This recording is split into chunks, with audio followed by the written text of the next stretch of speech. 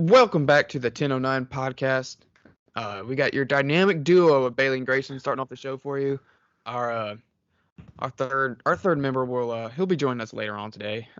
Jacob's a little busy with a little work action here on a late Tuesday night, but like I said, he'll join us later. But anyway, how's things going over there, Grayson?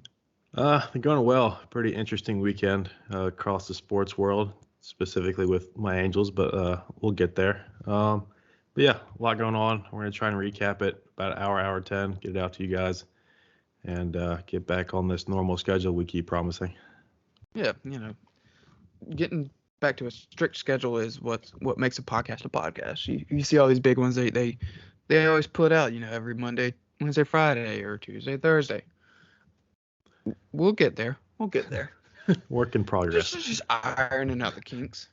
Yeah. But I mean, you mentioned the Angels. We might as well get into it. That's the hottest news in sports right now. Like probably the biggest brawl so far this season. I mean, I don't think anything compares at all. Going back to maybe Amir Garrett taking on the whole Pirates team by himself. But yeah, that was a real fight. That was not a baseball fight. Yeah. It's very Amir Garrett-esque, minus just running from the mound. I would have liked to see Winker, actually full on sprint, but well, he's not that brave, so that's the issue there. Yeah, there were still some good punches. There were real punches thrown in that one. Ryan Tepera, Angels reliever, caught a couple good ones from the back from J.P. Crawford, which just shows you a lot about Seattle. And then Winker had him in like the Nolan Ryan headlock for a minute there too. Yeah. Watching the video, I mean, all you see is JP come out of nowhere, and he's like jumping on and just throwing punches to throw punches. Right, aiming for the back of Tepera's head. So, real classy out of Seattle. You would think there's some etiquette. I mean, it's a fight, but you would think in a baseball fight there's some sort of like, don't be an idiot, just throwing punches, throw punches. Like, right. I mean, punches are rare in baseball fights. I mean, we call baseball fights shoving matches in other sports, so it's really rare to get to this point. But yeah, they were punches thrown all over the place. Took about 20 minutes. I was actually caught this live, believe it or not, and it was right about 20 minutes of just game not going on because every 5 minutes there was a new group of guys pushing and shoving. And then after the fight was over, our closer, Raciel Iglesias, threw everything in the dugout onto the field. Yeah, that was interesting. I mean, he shot put at sunflower seeds.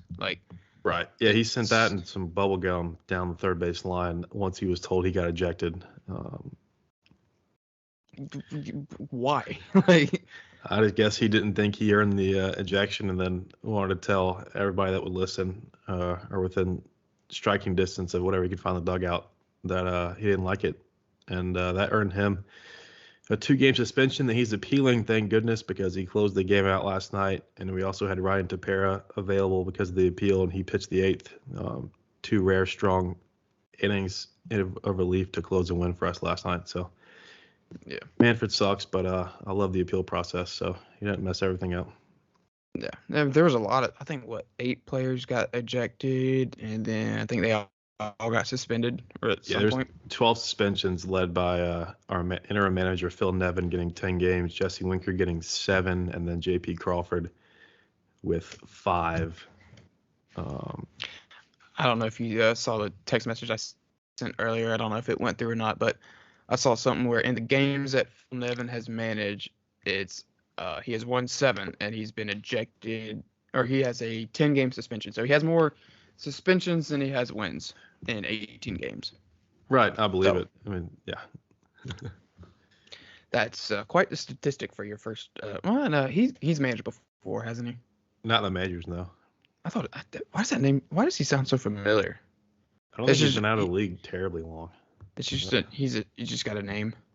Yeah, I think so. But yeah, I mean what started it all? It started. Well, there was about, I guess now 2 weeks ago, Lorenzen let go at one and it hit Upton in the head after he joined the Mariners from the Angels. But I don't think that was intentional. I don't know why you would hit him. Yeah. Lorenzen was not with the Angels when Upton was. He had some productive years for us, just got pushed out due to some young talent behind him. who we thought Joe Joe Adell Adell, might replace, but Joe Adell is barely playing in AAA right now, so that's another discussion. But the podcast center fielder. That's our boy. oh, that's Michael Harris. That's true. But yeah, so then the next week, we matched up again with them, and there was a meeting at the mound during the game, and after that meeting, Trout got one just under the chin, and then the next pitch was at his head. If he hadn't ducked out of the way, it would have hit him in the head. That was, yeah, so 11 games against this team in 2 weeks, or 8 games, excuse me. Played a 5-game series last week and had another 3 this week. And Trout hit like 15 home runs in those games, so clearly they didn't want to pitch to him. They had intentionally walked him several times, and then they resorted to throwing at his head. He wasn't happy about it. After the game, you can see Nevin on camera sitting on the dugout step, barking at Scott Servais, the Seattle manager. Had some very choice words for him as they lined up for handshakes and things like that. And then we came out and announced the next morning that Andrew Wantz would make his first career start as an opener, which seemed interesting at the time, and it took me a couple hours to really realize what was about to happen, that he was going to be the fall guy, and we were going to retaliate for what happened to Trout. That's exactly what happened. Julio Rodriguez comes up in the first inning, gets a ball behind him about shoulder blade level, did not connect, thankfully. Yeah. Even with all this going down, we don't need any players, especially young talent like him, getting caught up in this. And then Wentz stayed in. Both teams were warned immediately. Seattle didn't really love they got the warning as well, but it was clear that it was going to get out of hand, and it didn't matter because Jesse Winker let out the second and caught one off the back of his hip. And after Which is where you need to hit a guy if you're going to hit someone. If you're going to do it, go for the butt. It's the meaty part. Right. Trout even said Friday night to hit him in the ribs, you're going to hit him. Just don't go above the neck. That's fine. One guy you don't need to go up and in on. Like, no. Mike Trout is undoubtedly the best player in baseball. I mean, you can't go at his face. If you hit him in the face and he's down for who knows how long, you're going to be the butt of every joke, every insult, heckling, like. Right. Yeah. No matter who you are. You wouldn't hear the end of it. Yeah. No. And I mean, he recently still shouldn't go up and in. Oh, on anybody. I don't care who it is. Yeah. But yeah, he set the record most home runs against the Mariners as a player during that 5-game set we had last week. So maybe that led to it a bit. He's put up in his career at the Mariners Stadium, he's put up like a Hall of Fame career. Like. Right. No, it's something about that city, that team. He just teased off time and time again. I guess they got tired of it and didn't feel like another intentional walk was enough. So they, buzzed the tower essentially right at his ears 2 straight pitches after a mound visit, which led into the next game. Andrew Wantz immediately got ejected, as happens when you have another guy hit after warnings, to avoid this kind of stuff. Amidst all the scrums, Trout did pull up and out. It looked like he fell down in the middle of it. He didn't want his old teammate getting caught up in it. Mariners manager Servais actually got caught in the bottom of it too, which was a lot more funny because he's 30 years older. He, for some reason, just the way he looks, his neck, the way he talks, he's like, he. I don't know why, but he just annoys me. He's always rubbed me the wrong way for some reason. And I bet he's a smart guy. He's obviously managing a professional baseball team, but he's just one of those guys that you just look at him and it's just like, I don't like you. That's just how it is for me. I just don't like his face. Yeah, he thought that going back to Nolan Ryan, the old guys can still fight, and they can't. At least not, 20-on-20, whatever that fight ended up being. But we saw Nevin face to face with Winker in the aftermath. And Winker and Andrew Wantz, who hit him, had some FaceTime, and Wantz got caught saying, I had to hit you, I had to. So obviously that seems like it came from some level above him, but yeah. Winker obviously knew that he got hit on purpose because, he charged the bench instead of charging the pitcher, so he knew that it wasn't the pitcher was doing what he was told basically. Because they talked after the fight, they were sitting there chilling beside each other, that. If you go back to Bryce Harper or Nolan Arenado, Manny Machado, these major fights that we've had in the past couple of years, it's batter versus pitcher. Exactly. Yeah, Like, Harper charged Strickland. Yeah, exactly. yeah. So it was definitely like that he knew what was going on. Well, But 100%. the But the yeah, double birds to the crowd walking on the field probably wasn't the best look. That's the only thing he apologized for. right. He's like, I apologize to the fans, not my teammates, for getting suspended for a week for being an idiot. Yeah. Oh, that was interesting. Otani was loosely involved, grabbed one guy, held him back, and his translator Ipe immediately was like, "No, you go half a mile away from this. Absolutely not." Yeah. Yeah, The most important the player of our two team. Yeah, the two people you need to get out of that pile are Trout and Otani. Like exactly. Yeah, they shouldn't be they grabbed a because guy each, and that was it. There was yeah, no. you never know what's going to happen into a brawl. You never know if you're going to jump over the railing and then fracture your elbow trying to get involved into a fight. You don't know if you're going to get spiked in the brawl, take a Right. right hook. You never know what's going to happen. I mean, just ask Archie Bradley, which we found out a little bit before starting this episode. Yeah, so the team put him on the IL for an elbow fracture, the same elbow he fell on when he tripped over the railing trying to get out into it over the weekend during this whole thing. And he's out at least a month, if not more, which is just brings me back to Kenji Morales Stupid. breaking his Yeah. leg, celebrating a walk-off grand slam. It's just how dumb that is, and the only team it could happen to is, of course, the Angels. Yeah, so I mean, I think the curse is still loosely there. Yeah, I mean, we did it's come still back to win lingering that on. game, which I was stunned by. Yeah, that's fair. But yeah, bottom of the lineup came Did you through. did you see where Jesse Winker got a pizza delivered to him?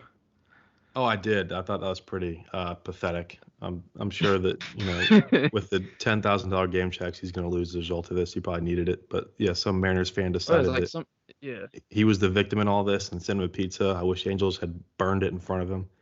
Yeah, I'm surprised it got through. Like I would imagine the DoorDasher that walked up to there was like, hey, I don't know who this is for, but right. here, like.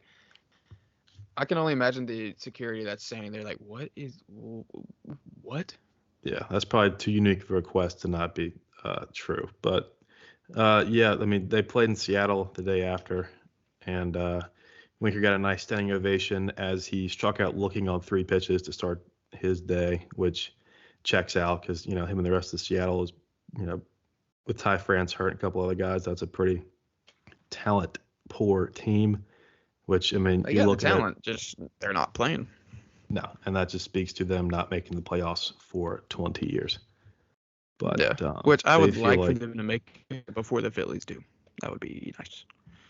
They might actually, honestly, where that division's going in the NL East. But yeah, so just all around, not great for baseball, but good for the game in that it got probably 10 million impressions across social media within an hour. Oh, yeah.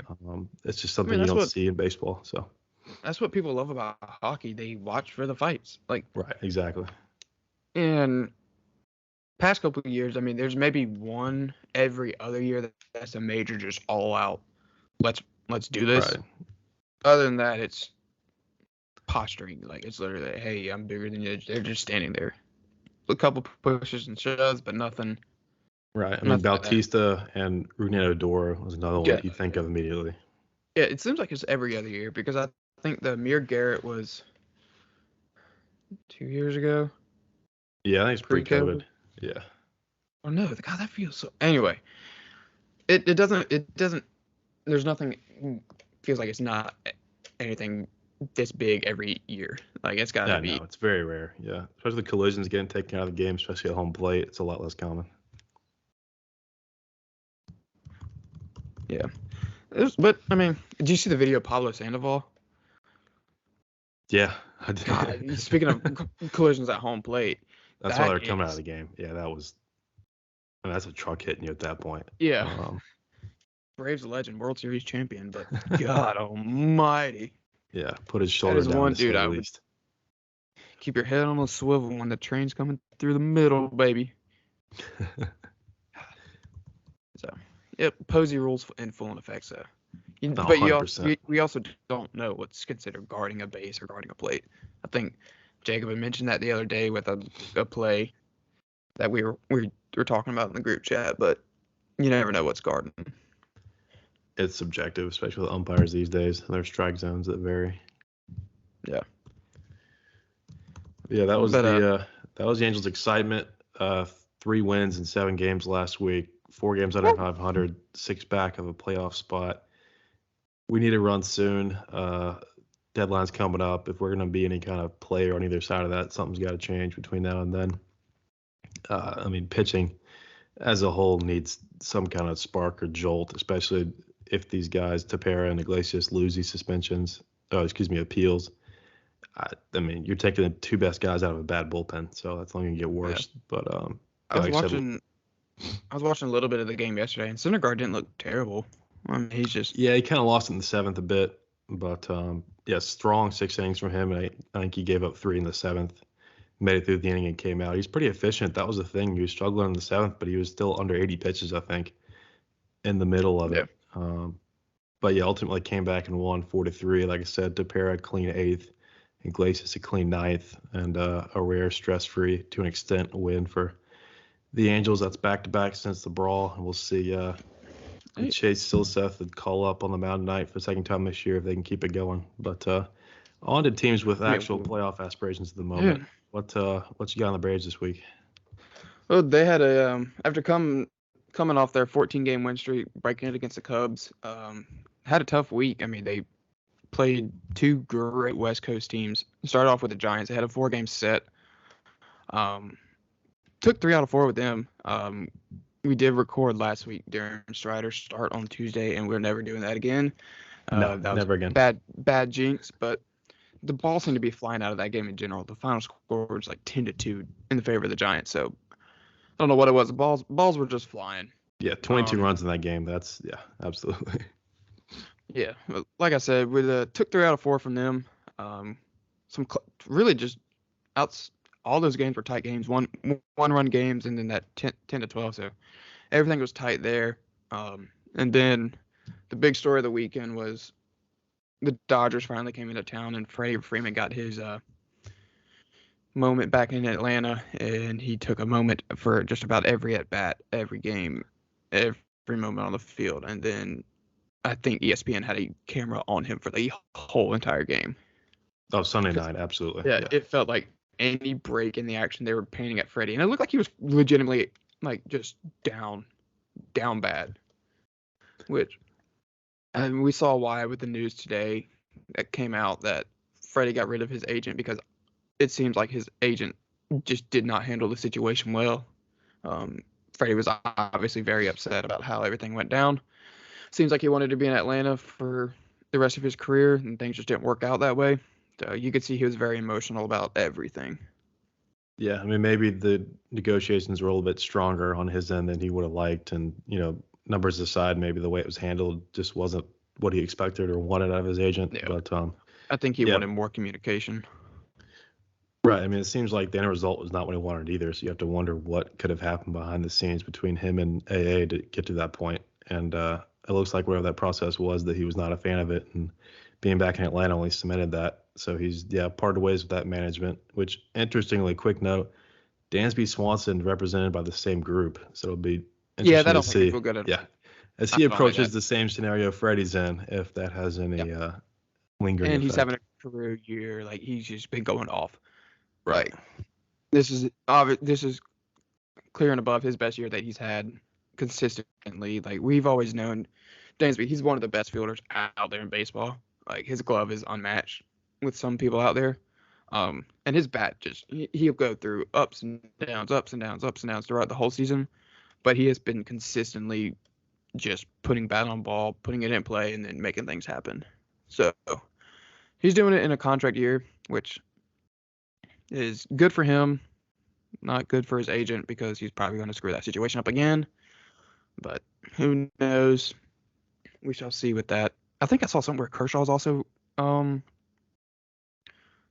with Excel, but he had some interesting comments about the Freddie situation.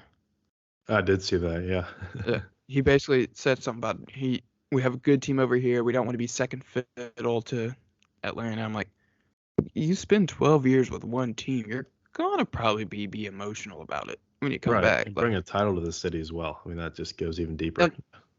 And he once Atlanta made the move to Olsen, I mean, it was kind of up to him where he wanted to go. So I mean, he still signed for the Dodgers. So Right, he still chose them in the end. It was just yeah. accelerated by the fact that Atlanta called his bluff and went and got Olsen. Yeah, AA just likes to make moves. He doesn't wait for anybody. It doesn't matter who you are. Obviously, shows that with Freddie. He will make the move first. Because who knows if it waited a couple weeks and Freddie's like, no, I'm going to sign. No, I'm going to sign. Doesn't end up signing. Olsen could have been gone already. And then who are you going to get? So, Exactly, yeah.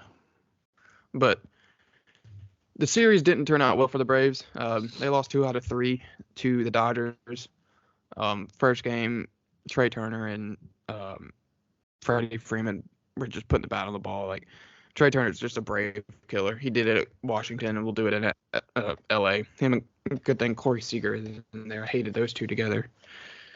And we all had a feeling that Freddie was going to hit when he came back, like because he's just going to hit in general. But I knew he was going to do something. He had a couple RBIs in the series. I think he had like 3 or 4 in total.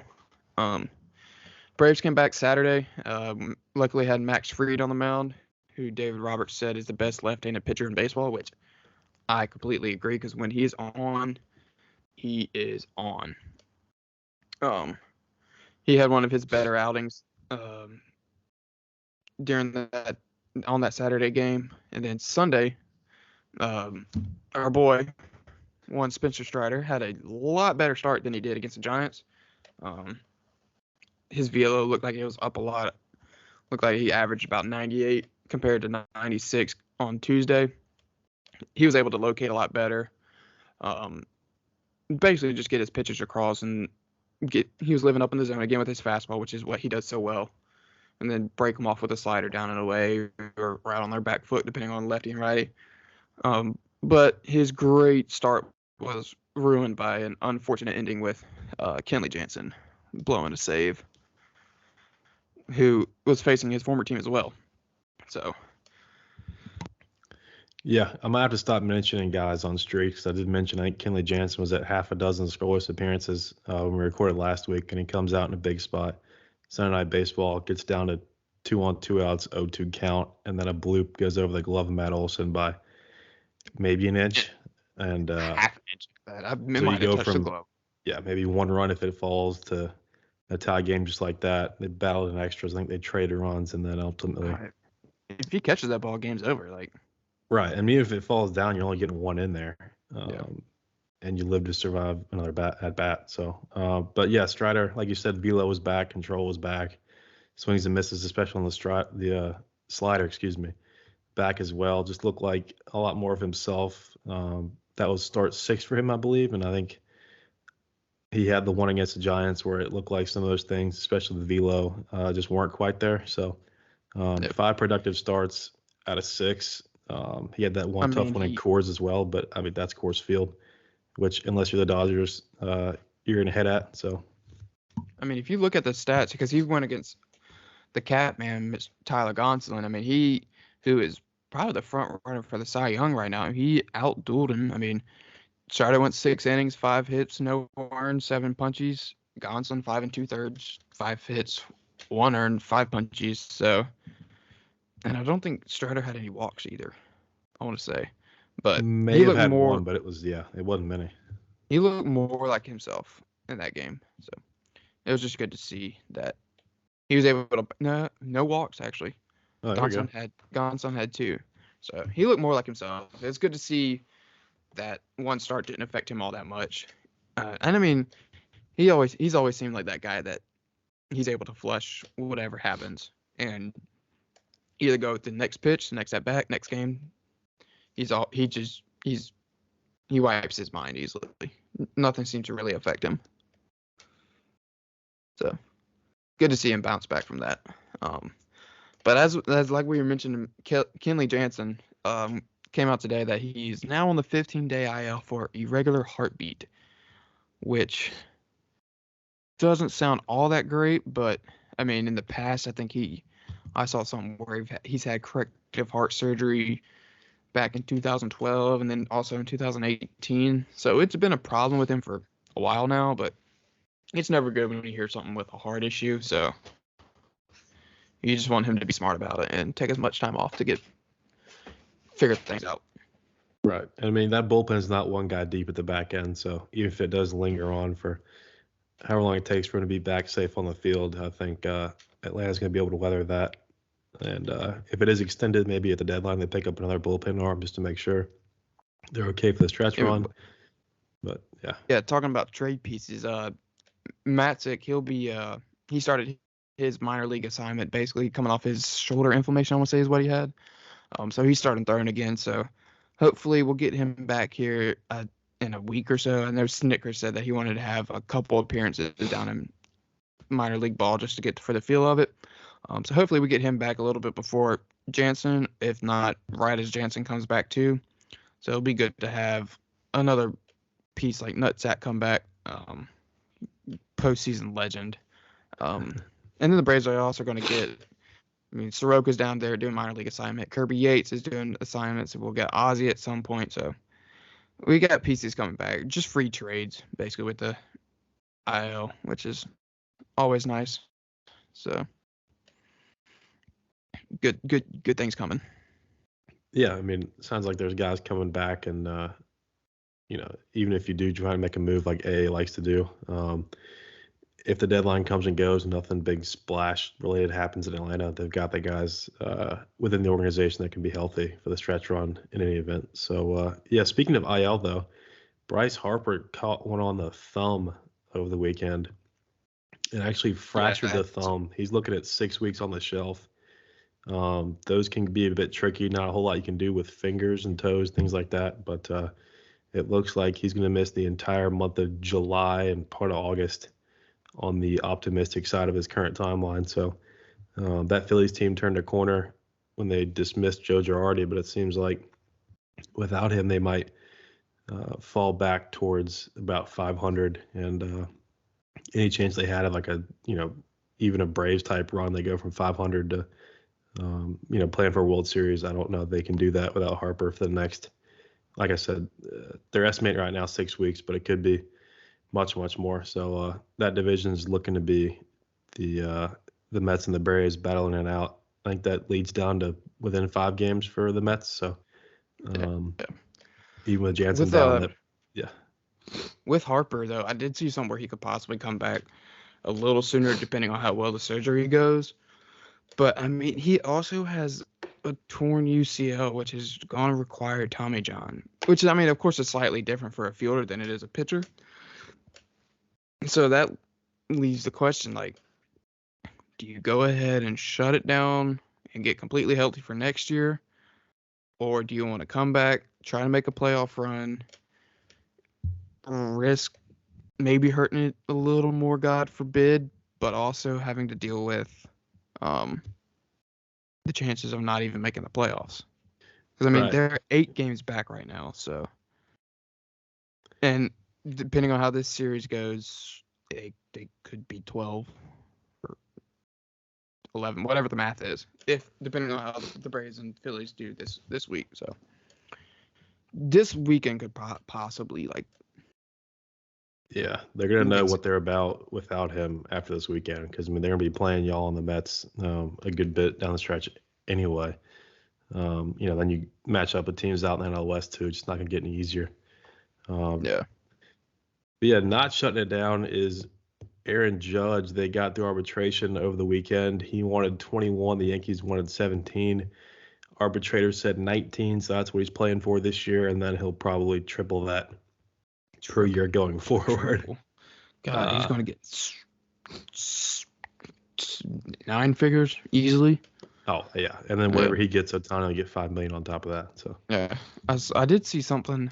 Some guy asked him, like, after the arbitration case was settled, like, was this making this with going into the offseason being a free agent, is this going to make the process with that easier or something like that? And Judge was like, just straight up said no. Yeah, not at all. No, it's going to be a long fall and winter for fans. Yeah, and the team. Yeah, absolutely. What are the odds you think he's going to stay in New York or stay with the Yankees? Because he could end up with the Mets. I think if he signs anywhere else, I think the entire front office gets fired because I think that, the Yankees, especially through our childhood, have been the team that goes out and spends whatever it takes to not buy Yeah. championships, but they load the roster with talent and they No, spend a ton of money. They buy Which, players. They have one championship in how long? right. Yeah. I mean, the last one was '09. So Yeah. it's, that's a franchise that, given that drought, which is not common for them, having 27 as a franchise, if you still haven't gotten Allegedly. over that hump, and I mean, maybe if they win one this year, it's not as dire, but if they somehow blow it again in the playoffs, and don't get over that hump and win a title, and then you let him walk, I think that Boone's gone. heads are Yeah. coming off the front office, the dugout, clubhouse, whatever you want to call it. At every level, there can be changes made, and it's not going to be good. But I think, not that it's a similar situation to Freddie, but I think, getting that championship may change the dynamic a bit. Obviously, the Braves and Yankees go about building their teams very, very differently. Yeah. But, I think that, like I said, that final data point, having that championship, the Yankees going a decade without one does not happen often, if ever. And here we are on year 13, I believe, without one. And the way they look right now, they should be the favorites, driven by him. He had 2 walk-offs in a 4-game set with Houston over the weekend. Yeah. But, I mean, heads might have fallen off this weekend if they got no hit back-to-back games. right, yeah, I they were mean, trailing 3-0 yeah. after the combined Sunday. no-no, which doesn't count. Shout out to Reed Detmers, who may or may not be in the major league still. But Yeah. When was the last Angels combined no hitter? I mean, that one's the one that counts, so I don't want to hear it. You can blame Matt Harvey for that. Yeah. I but mean, 16 no-hit innings. I mean, that's just impressive on both ends. You would figure Yankees would, because they're first place. They're already at 50-something wins on the season. right, They from would 4 and already 5 in the had, Houston rotation too. It wasn't like it was Valdez yeah, and Verlander. It was the back of the rotation. yeah. You would think someone would have blooped one over their heads, but all it took was Giancarlo to go deep to dead center. I'm just glad it was dead center, not short porch.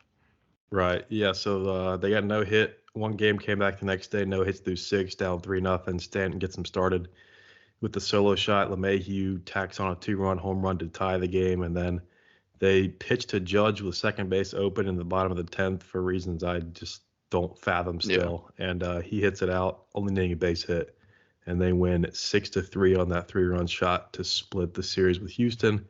Judge walked off both wins, and it's getting towards prohibitive favorite point with this Yankees team. They just find ways to win. Against Oakland last night, they were losing. Yeah. I forget the score, but I checked again an hour later, and they had put up 6 in the 7th inning. They won 9-5. Like it had never even been a sweat. I think they've been up through 5 innings once their last 8 games, and they've probably won 6 of them. I think that's how both New York teams have been. They just find a way to win. It doesn't matter if it's a blowout, a walk-off, a big inning. Like the Mets are also they are just finding ways to win, and it's frustrating. But they're losing 4-0 to the Astros right now, so that's really good for fans of the NL East. But yeah, get no hit for 16 innings that just can't happen. But that was almost a record, I think. I mean, it was as rich as that his franchise's history is. It was getting to a point of unprecedented. And like you said, Stanton ended it. Japanese pitcher that had what was that Japanese pitcher earlier this year? He had a perfect game and then almost another perfect game right behind it. I'm not sure. I missed that. It was early in the season. Japanese pitcher after throwing a perfect game April 10th in the first in Japanese baseball in 28 years and 8 perfect innings the next. He was pulled after 100. Yeah, he went 17. The kid y'all drafted. They went over there. God no. I saw a TikTok about him. I totally forgot about him, and I'm like, really? Yeah. He's not. He's got a 1.62 ERA this year, but that's Japanese baseball. So, I mean, some players come out of that league. I can think of one. Yeah. Yeah, that's about it. From every now and then, but switching to a little still baseball, but a little college action. The last team in is the last team standing. The Ole Miss Rebels keep the national championship of baseball in the state of Mississippi for 2 straight years. They got hot when they needed to. I mean, that's just the only way to put it. Yeah, I mean that last game was pretty indicative of their whole season. It looked like early on they might have been in some trouble, struggled through the middle innings, and then Oklahoma pulls their starter in the 7th, and then the wheels come off. We got pass balls, scoring runs twice, and you blink, and it went from a 2-1 lead to a 4-2 deficit for Oklahoma. Got nothing going in the 9th. I think some generous called strikes in that 9th inning, but ultimately the better team walked away with the win and the series win. I don't think Ole Miss dropped a game in Omaha. So, I mean, we called it right on our last podcast. Just looking at the field of 4 that remained and trying to guess from there who'd come out on top. And I think we all said Ole Miss collectively. Yeah. Just they were like the you hottest said, team. yeah, I mean, peaked at the right time. Going undefeated in Omaha is not easy. And then, yeah, you feel bad for Mississippi State fans because they win their first title in, I think, one of the big sports ever. And it's their first 12 national months championship. later, their hated rivals are experiencing that same dog pile in Omaha. But, I mean, Ole Miss was if you look at the beginning of the season, and then if you had 2 pieces of paper, the top 10 rankings at the beginning of the season, and then the eventual national champion. You're not surprised, yeah. Yeah, because they were a top 10 team, but they just, they were Tennessee one for a little bit, yeah. It was them in Texas early on. Yeah. But, I mean, baseball finds its way of showing things, flaws in teams, and they figured it out at the right time, like we were saying earlier. The way that they scored those runs, though, to win the game, both runs scored on a cross-up with the pitcher and catcher, and then a pass ball. Like, right, you're playing for the College World Series. That just can't happen. It was back-to-back ABs. I think it was just it was embarrassing.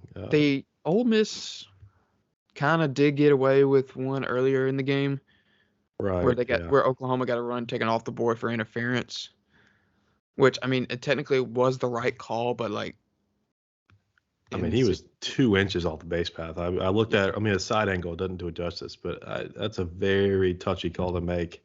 Yeah. At any point in the postseason, let alone an elimination game for the title. So that was something similar that happened in Maryland's regional, I think, wasn't it? I think you're right. Yeah, took it off the board there as well. Yeah, and that was in the 9th inning with 2 outs or something like that. It was down to the wire.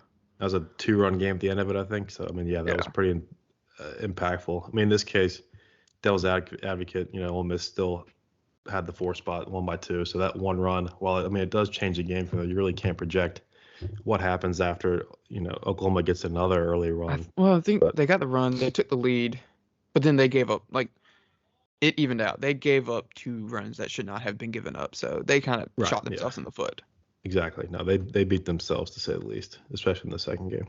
Yeah. So hopefully next year, Bakich will at least get us in the right direction, get us back in a regional, and put a showing in the regional. Hopefully, make it to the regional final, possibly advance to the Supers. But I think first year expectations are just get to a regional. Not struggle to make the ACC tournament. I think that's a get good to a regional bar to and set. don't get to the regional, show out in the ACC tournament, and don't get bounced into in the regional. Win a postseason game. That's what we're looking for, which would be nice. He's already making moves. I mean, he got the Florida State's pitching coach. He brought him up, and I think Florida State had one of the best rotations all season. Top 10 ERA. Yeah, I mean, that's a big get. Obviously he's pulled a couple guys from his own staff, but with pitching coach, he saw an opportunity to get one of the better guys, at least this past year, and went and got it done. So that's just huge, adding to that staff to kind of reset expectations and get the program headed back in the right direction. Yeah. And that guy, I mean, he left Florida State, and we obviously all know that Mike Martin Jr. is out of there. So I think he was sitting there thinking his position might be up in the air if they bring in a new coach. Exactly. He's not sure if that guy is going to bring in a new pitching coach. So he just made the gut decision and went over here. And obviously Florida State went and got Link Jarrett, which I think everybody predicted. Yeah, that was the writing was on the wall pretty early with that. Yeah. I mean, Notre Dame fans were in denial that wasn't going to happen after making it to Omaha, but money talks. people really like their schools that they're from. Florida State's a known baseball school, so. It's the same way they lost their football coach. I mean, it's just, yeah. If the offer is enough, that sense of loyalty is going to diminish pretty quick. But Yeah. Well, their football coach went to LSU and immediately got a Southern accent, but. Right, that was all money.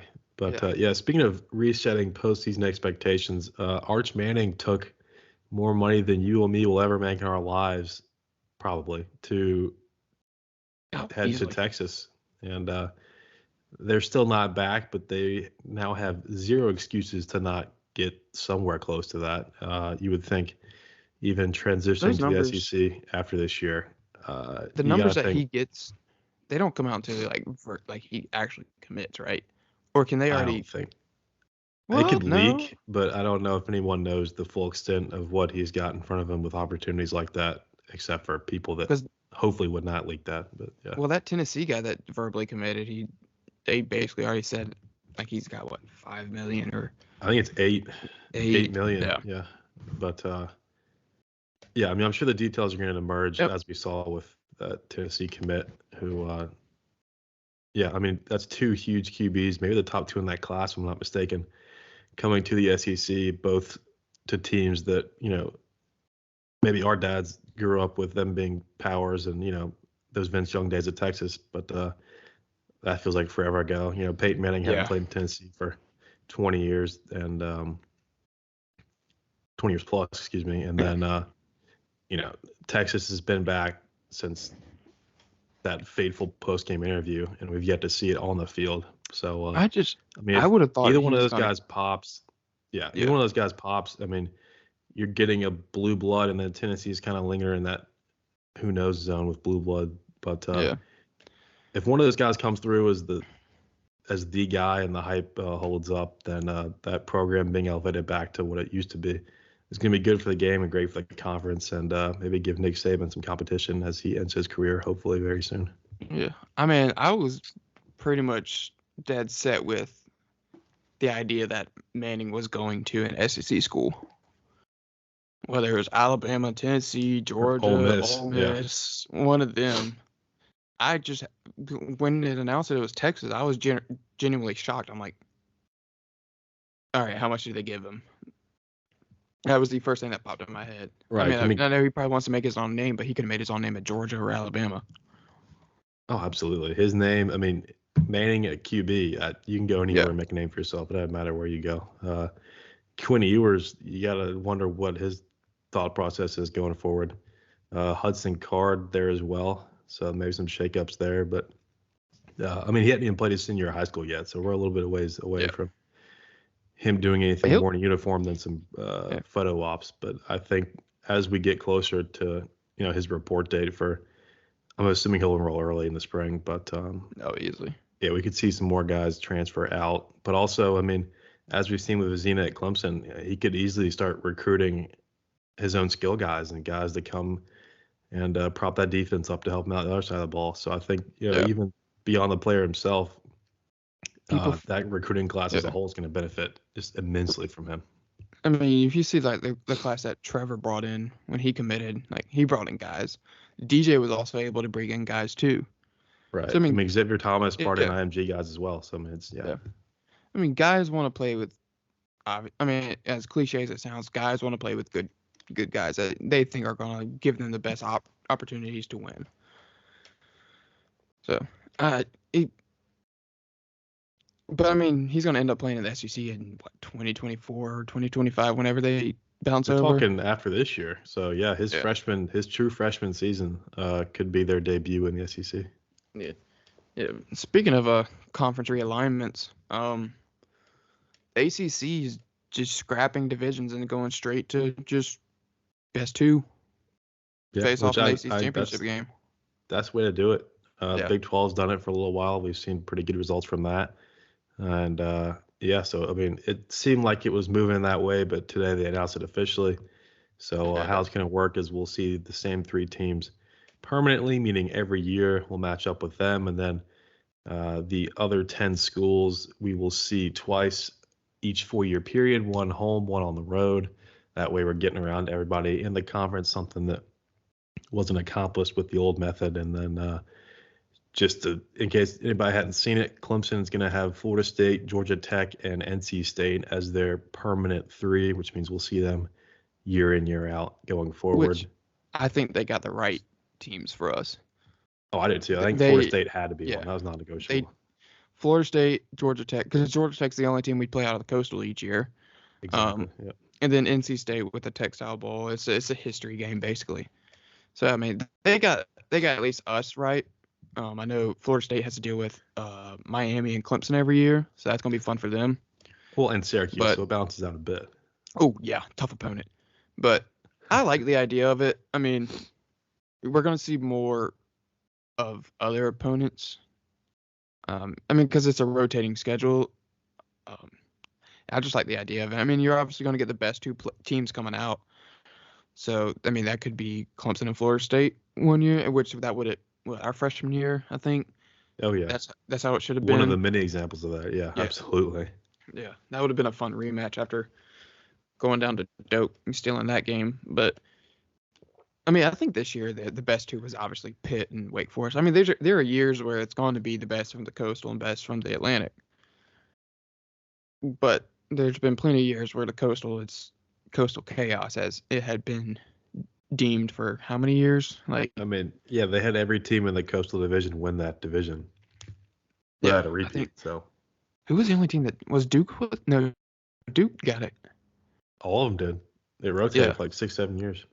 Yeah. Which is, I mean, the Pitt year crazy. comes to mind immediately. It's just, I mean, that was just a bloodbath for no reason. Well, Miami was a bloodbath. Pitt was a bloodbath. Virginia was a bloodbath. I mean, we could go down the list. North Carolina was a close one. Right.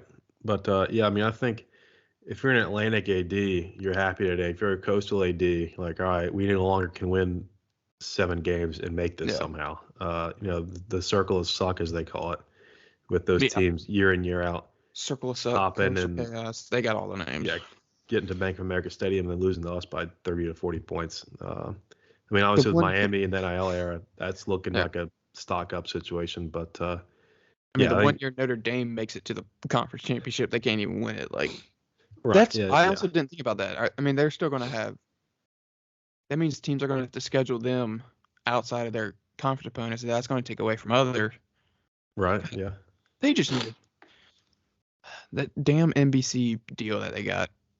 I was about to say, unless those checks start bouncing, they're going nowhere. Yeah. And they had to find a dance partner anyway, but I think, that's frustrating. It's going to be – but down the road, I think it's going to end up being good. We're going to see more different combinations of teams in the ACC championship game, no matter who it is. Right, exactly. Boil it down, I like it. That's plain and simple. So, now baseball is the only sport that's going on. Hockey just wrapped up. The Colorado Avalanche, who I think finished second in the regular season, second in scoring or whatever it was. Yeah, second best regular season team. Yeah, just routed through the playoffs this year. I mean, only losing 4 in the 4 rounds that they have. That's just 3 or 4 rounds. Like, yeah, 16-4 playoff run. 5th time since 1990. The preseason favorite has won the title. It's never really in doubt. They dominated out west, number 1 seed in the Western Conference. Like I said, second in regular season points, but I don't think that really swayed many people. Like I said, started the season to favorite, looked like it the whole year, came to playoff time.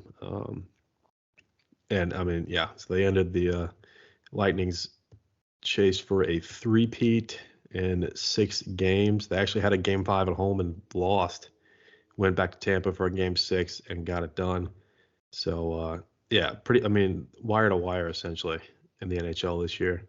They looked like the most dominant team for most, if not all, the regular season. And then playoff time came, and like I said, dropped 4, picked up the 16 wins you need for a championship, and left very little doubt, if any, on who the best team in that league was this year. Yeah. Playoff hockey is just fun to watch. I mean, I rarely watch hockey during the regular season. I want to watch more next season, but it's more accessible when it's in playoff season, like obviously like all other sports. But the atmosphere and the level of play, it hits different in playoff hockey. I don't know what it is, but It's that just almost two might be different my games. It's absolutely. I yeah. mean, the TNT broadcast, the ESPN deal, that'll help with exposure. I think getting on networks that are more accessible is going to help a lot. But yeah, as a Hurricanes fan, it was great. They had a great year. Fell to the Rangers in 6. Unfortunately, didn't win a road game the whole playoffs, and probably survived a little bit longer than we should have doing that. But Yeah. we beat Boston, so that's a successful season in my opinion. Even if we do fall short, but yeah, a lot of exciting things. Like you said, hockey is something a lot of people are trying to start looking at, get into more, just as a bridge to the dog days of summer in baseball. But I loosely claim the Hurricanes, but I'm going to I'll work on it. I'll I'm going to convince you. yeah, I'm going to be in on it next year. Yeah. I'm going to stream games. I'm going to be in for it. Might as well just go up to a game. I mean, Raleigh's 4 hours not away, far. whatever it is. I mean, me and Grayson are going to the Braves and the Angels, so we'll have a little maybe do a little podcast bet or something depending on the outcome of the series or the outcome of the game we go to. Spice things up a little bit. So more to come with that, but Oh, absolutely. Oh, sorry. Yeah, with that, I mean, we had the NBA draft last week. Things are kind of heating up with free agency a little bit. But you want to dive in a little bit of NBA talk to kind of Yeah. wrap us So up with? had the draft last Thursday. We're recording here on a Tuesday night, so we're almost a week removed from that. I think The we've Vegas recorded line on the movement, draft.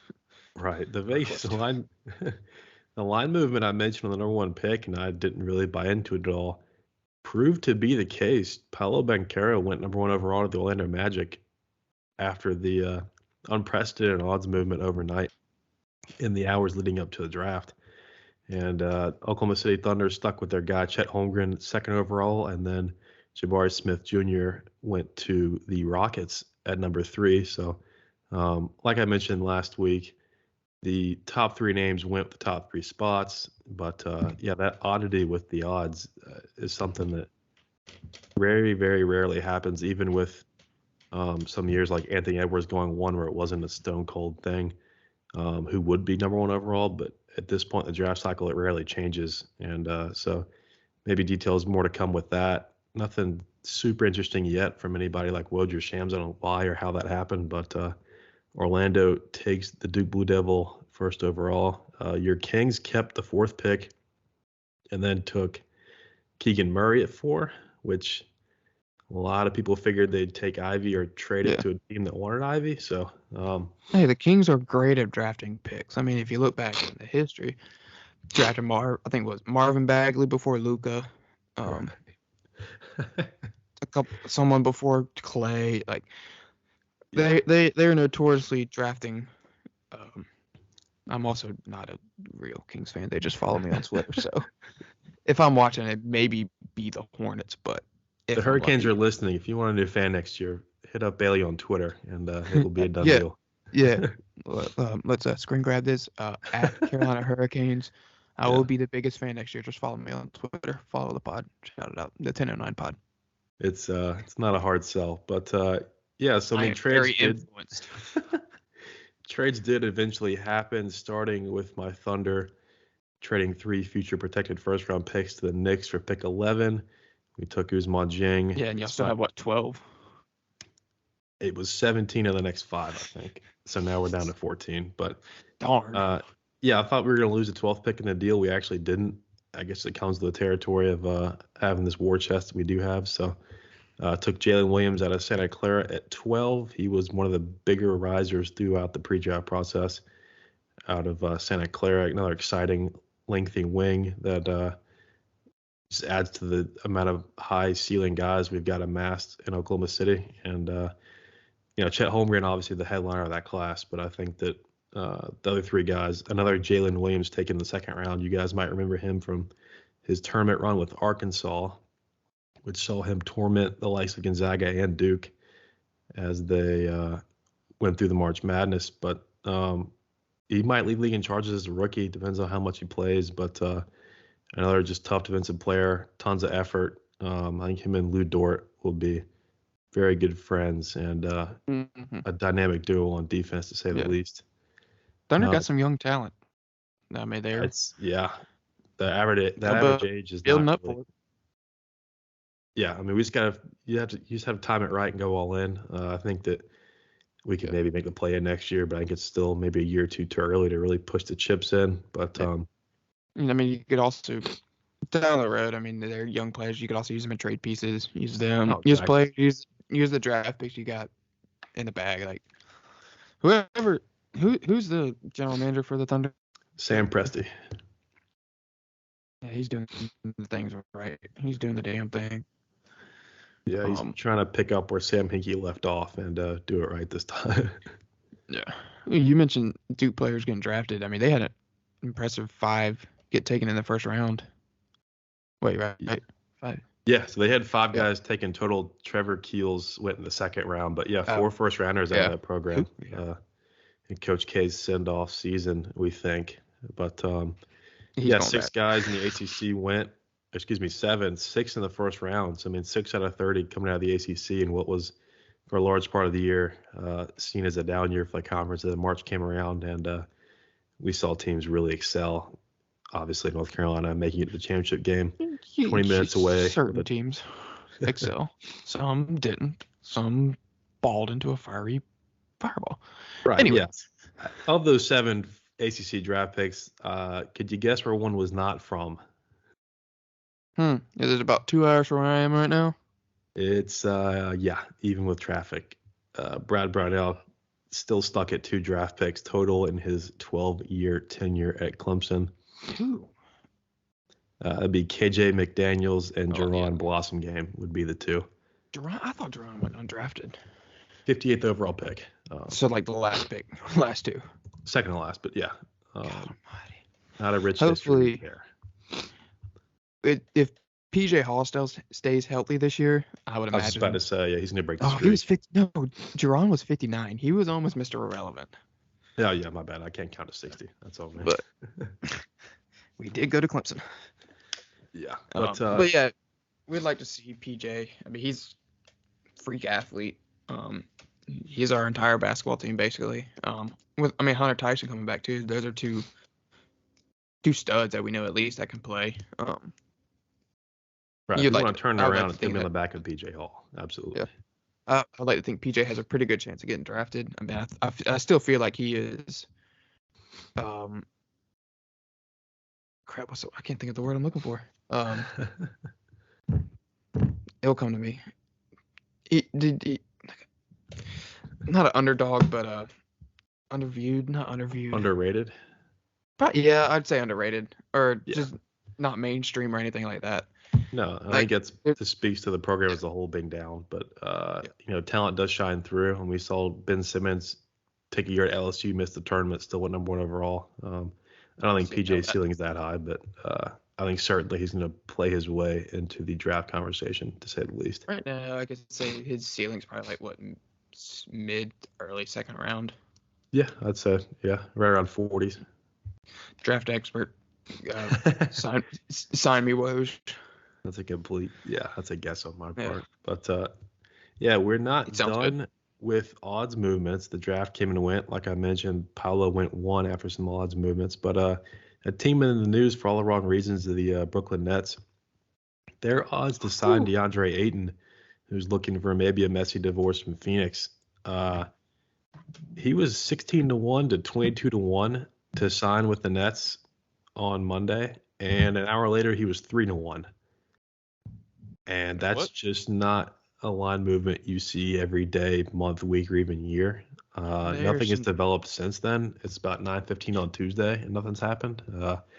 Free agency doesn't officially start until 6 p.m. on June 30th, which never actually holds up. They're negotiating right now. There's some tinkering going on. Yeah, somebody said something that they shouldn't have to people, and that's got line moves all over the place. I don't know how exactly that would work with their money. Maybe if they lose Kyrie Irving, who today opted into his $36.5 million player option. But if he leaves, then right. If he leaves, you're going to lose him and probably Durant as well if he can follow him in any form or fashion. So at that point, why would you want to sign big money for a center? Jokic is a rare guy. You're not going to lead a team with a center a lot of times. And I mean, we saw Denver get swept out of the playoffs, so that's not really a high ceiling to begin with. So, back to player options, like you mentioned a minute ago. Russell Westbrook took a $47.1 million player option to go back to the dysfunctional, to be kind, Los Angeles Lakers. Kyrie was rumored to be, probably by Lakers fans, considering taking a $6 million exception to pack his bags and go across the country to LA. Like a sign and trade deal or whatever it's called in the NBA. Mean, any deal around Kyrie and Westbrook, which, as we heard this afternoon, not a lot of interest, at least on Brooklyn's end with that.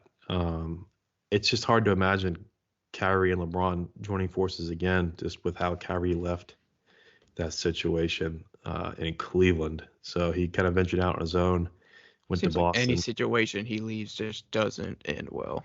Yeah, his Boston tenure was not a bright spot for that organization. We saw a couple years removed from him, they go to the finals with their young core. But yeah, so it seems like Kyrie still maybe not for sure a net on opening night. And then if you lose him, does Durant also force a trade? He wasn't a net for half the season, though. Right. No, not. I mean, he's an extremely talented player, very skilled point guard, but not dependable to be on the floor due to injury or anything else. So, and it's worth noting the Nets' next, I believe, 4 or 5 draft picks, the rights to those picks lie in the hands of the Houston Rockets as a result of the James Harden trade, which did not work out well for the Nets. So if they were to blow it up, they really can't, if you think about it, because the biggest part of any rebuild is the picks, as we see with OKC and teams like Memphis. They don't have any, really. Yeah. So, that may explain a just desperate formula move. is trade everybody, get picks, draft young, see where it takes you. Right. I mean, they pushed their chips in with Harden, and that didn't work. They were a true contender last season and fell to the Milwaukee Bucks this year. Still very talented, not quite as dangerous, swept out of the first round by Boston. So whatever that future holds, I don't think it ends well. I think it's going to get a lot more messy before it gets any clearer. But yeah, like I mentioned, the path to a rebuild in Brooklyn is really, really tough just because they don't have any of their own first round picks for a very long time. Yeah. Which the all the pick movement and protected picks in the NBA, that all just blows my mind. Like, yeah, we got this protected first round pick for in like the 2028 season. I'm like, cool. Like, what is that gonna do for me now? Like, I'm gonna forget about it in 2 weeks. So, but I mean, they keep it short and sweet with their draft. 2 rounds. Yeah, 60 picks in one night. I think you could start a little bit earlier. That'd be nice. But each draft can start so much earlier.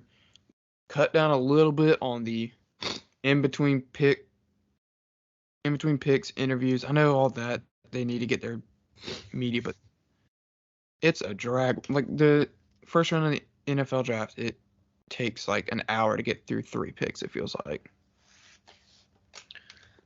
There's got to be a way to speed it up.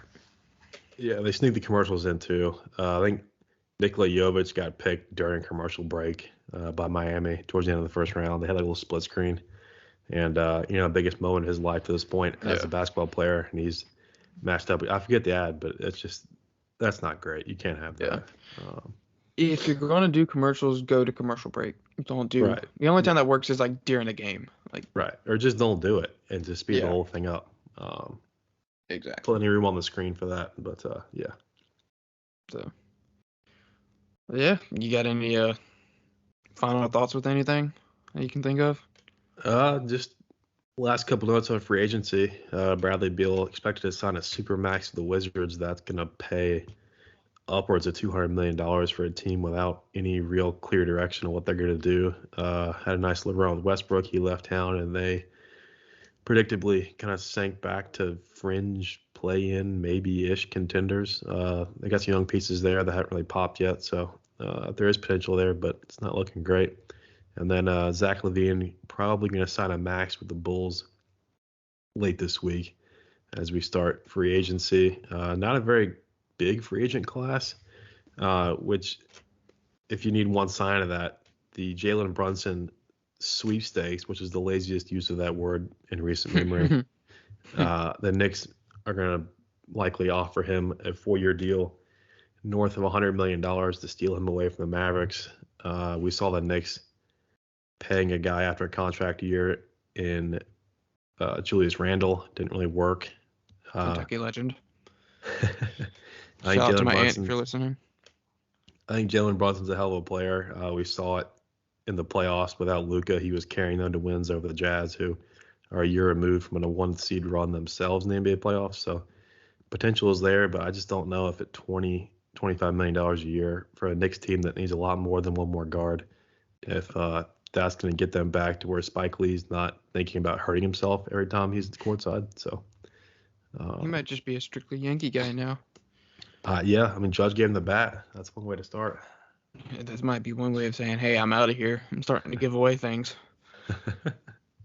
Yeah, I mean, things are heating up for NBA free agency, and trade deadline's coming up in about 5 weeks for baseball. Right. So it might be seeing some moves there. You never know what's going to happen with the NFL. They always like to state their claim that they're the best league, so they're going to drop some news. Who knows what the Deshaun situation. Couldn't go a whole podcast without mentioning him. But that's about all we're going to leave with that. So who knows with that situation. I forgot. John Wall does still play basketball. Exactly. Legendary dance out of Kentucky. Go Big Blue. Yeah, he's going to get bought out by the Houston Rockets and will plan to sign, which is so dumb. He can't actually sign yet is the issue. With the Clippers as they look to get back to the team that could very well win the West, led by Kawhi and Paul George. A team full of how old players and injury prone? They're getting up there. They did lock down Zubac, their starting center, today as well. So a couple of early moves from the Clippers in the battle for LA. I forgot he was playing because he sat out pretty much the whole year, right? Yeah. I don't think he didn't play much for the Rocket. No, not at all. They had no interest in being good. So yeah. They're tanking. Everybody tanks. Nothing wrong with it. That's fair. That's how you rebuild. The only way. Yeah. Got anything else? I think that is the sports week in our eyes and your ears soon. We will look back to get to this early week recording and midweek release as we get into the dog days of summer and really start looking at MLB in full focus. Yep. And maybe in the future with college football, we might move to 2 recordings an episode if we're able to get all 3 of us. That's a big part too. Yeah, a little week recap, week preview, sneak 2 episodes in a week just to make sure that you guys have our thoughts and everything college football. Yeah. Especially during first part of the season because, I mean, you still got baseball going on, you got college, NFL. About that time, and then basketball roll back around, so there'll be plenty of action to talk about. But like you said, dog days of summer. There's a bunch of baseball coming at you, maybe with some sprinkled news every now and then. But yeah, I think that's it from us. Thanks for listening, I guess. Yep. like and subscribe. Go follow us on Twitter. We will start posting these on YouTube if you want to see our beautiful faces. What did you set it up the YouTube account, right? Yeah, it's the 1009 podcast, the O being letter O. Same with Twitter at the 1009. And any other socials we come up with, we will get them out to you when we have them. Yeah, go follow us, interact with us. We want more exposure. Exposure is great. So, yeah, go do that. So, we will, I think that's it. So, we'll catch y'all next week, maybe with Jacob. Who knows? So, we'll see. See ya.